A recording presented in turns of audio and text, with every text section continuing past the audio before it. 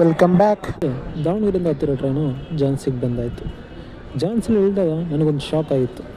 ಏನಂದರೆ ಜಾನ್ಸಿಯಿಂದ ನಾನು country train book ಮಾಡಿರೋದು ಕ್ಯಾನ್ಸಲ್ ಆಗಿತ್ತು.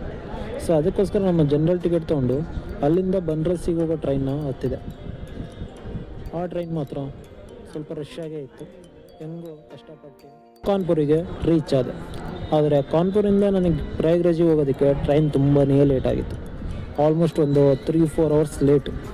ಸೊ ಅದಕ್ಕೆ ಕಾನ್ಪುರಿಂದ ಹೊರಗಡೆ ಬಂದು ಸ್ಟೇಷನ್ ಹೊರಗಡೆ ಬಂದು ಏನಾದ್ರು ಟಿಫನ್ ಸಿಗುತ್ತಾ ಅಂತ ನೋಡಿದೆ. ಟಿಫನ್ ಮಾಡಿಕೊಂಡೆ ಮತ್ತೆ ರಿಟರ್ನ್ ಬಂದು ಕೂತ್ಕೊಂಡೆ. ಬಟ್ ತುಂಬ ವೆಯ್ಟ್ ಮಾಡಬೇಕಲ್ಲ ಅಂತ ತಲೆನೋವು ಕೂಡ ಬಂತು. ಆಮೇಲೆ ಭಾಳ ಹೊತ್ತು ವೆಯ್ಟ್ ಮಾಡಿದ್ಮೇಲೆ ನಮ್ಮ ಪ್ರಯಾಗ್ರಾಜಿಗೆ ಹೋಗೋ ಟ್ರೈನ್ ಬಂತು. North East super fast express.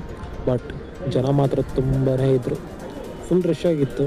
But sleeper coach ಆದರೂ ನಾನೇ ಅಡ್ಜಸ್ಟ್ ಮಾಡ್ಕೊಂಡು ಸುಮ್ಮನೆ ನನ್ನ ಪಡಿನ ಕೂತ್ಬಿಟ್ಟಿದ್ದೆ. ಟ್ರೈನ್ ನೋಡಿದ್ರೆ ತುಂಬ ಸ್ಲೋನೇ ಹೋಗ್ತಿತ್ತು. ಒಂದು ಸರಿ ಸ್ವಲ್ಪ ಬಿಟ್ಟ ಮೇಲೆ ಚೆಕ್ ಮಾಡಿದೆ. ಬಟ್ 130 ಕಿಲೋಮೀಟರ್ ಸ್ಪೀಡ್ ಅವರಲ್ಲೇ ಓಡ್ತಿತ್ತು. ಹೆಂಗೋ ಬೇಗ ರೀಚ್ ಆಗ್ತೀನಿ ಅಂತ ನಾನು ಅಂದ್ಕೊಂಡೆ. ಆದರೆ ಆಗಿದ್ದೇ ಬೇರೆ. ತುಂಬ ನಿಧಾನವಾಗಿ ಟ್ರೈನು ರೀಚ್ ಆಯಿತು.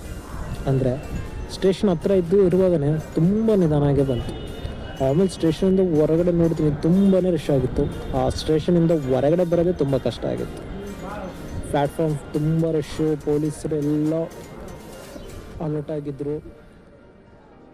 ಹೆಂಗೋ ಕಷ್ಟಪಟ್ಟು ಸ್ಟೇಷನ್ ಹೊರಗಡೆ ಬರೋಕ್ಕೆ ಪ್ರಯತ್ನ ಪಟ್ಟೆ. ತುಂಬಾ ಕ್ರೌಡ್ ಇರೋದ್ರಿಂದ CRPF BSF ತುಂಬಾ ಮ್ಯಾನೇಜ್ಮೆಂಟಲ್ಲಿತ್ತು. ಸೊ ಸ್ಟೇಷನಿಂದ ಹೊರಗಡೆ ಬಂದು ಹೆಂಗೆ ಹೋಗೋದಂತ ನೋಡಿದೆ.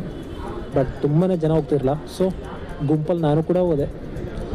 ಆಮೇಲೆ ಸ್ವಲ್ಪ ದೂರ ಹೋದ್ಮೇಲೆ ಗೊತ್ತಾಯಿತು ಇಲ್ಲಿ ಓಲಾ ಊಬರ್ ಇಲ್ಲ, ಬಟ್ ಓನಾಗೆ ಬೈಕ್ನ ತಂದಿದ್ದಾರೆ.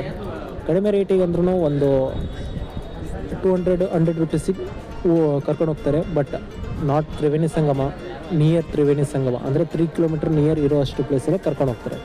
ಆಲ್ಮೋಸ್ಟ್ ಸ್ಟೇಷನಿಂದ ತ್ರಿವೇಣಿ ಸಂಗಮ ದ್ವಾರಕ್ಕೆ 5 ಕಿಲೋಮೀಟರ್ ಡಿಸ್ಟೆನ್ಸ್ ಇದೆ. ಸೊ 5 ಕಿಲೋಮೀಟ್ರ್ ನಾನು ಬೈಕಲ್ಲೇ ಹೋದೆ.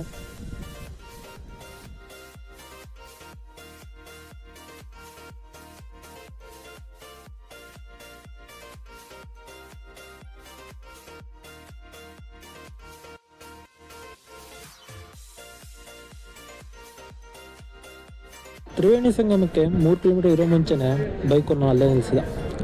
ಅಲ್ಲಿಂದ ನೆಟ್ಕೊಂಡು ಹೋಗ್ಬೇಕಾಗಿತ್ತು. ಬಟ್ ತುಂಬ ಅಂದರೆ ತುಂಬಾ ಟ್ರಾಫಿಕ್ ಜಾಮ್ ಆಯಿತು. ಆಲ್ಮೋಸ್ಟ್ ಒಂದು ಸಿಟಿ ಒಳಗಡೆ ಅಂದ್ರೆ ಒಂದು 3 ಕಿಲೋಮೀಟ್ರು ಟ್ರಾಫಿಕ್ ಜಾಮ್ ಅನಿಸುತ್ತೆ.